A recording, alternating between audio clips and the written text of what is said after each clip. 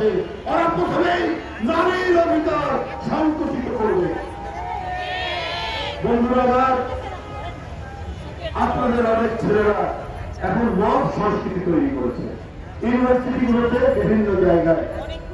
এই মব সংস্কৃতির কারণে গত জানুয়ারি মাসে 28টি ঘটনার মধ্যে 21 জন নিহত হয়েছে। পাঞ্জাবের জগতে একটি বিশ্বস্ত নাম শাবাব এথনিক ওয়্যার। এই যে আরোপগুলো আমরা এখন থেকেই পাচ্ছি, তাহলে আপনাদের রাষ্ট্র ক্ষমতায় গেলে কি পরিস্থিতি হবে? কারণ আপনাদের নেচার, আপনাদের প্রকৃতিও অনেকটা ফ্যাসিবাদের মতো। আপনার গণতন্ত্রের লড়াই করেননি।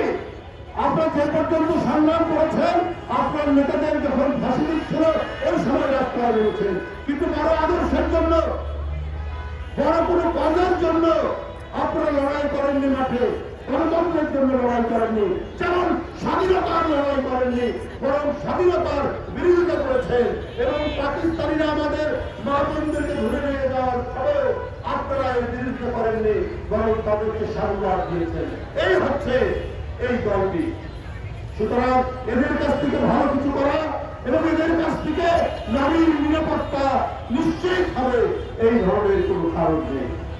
বন্ধুরা আমার, যে কোনো ধরনের নারীর প্রতি অস্বামী উক্তি, অসমান উক্তি, বিকৃত কুরুচিপূর্ণ উক্তি আমরা প্রতিবাদ করি, এখনো প্রতিবাদ করছি।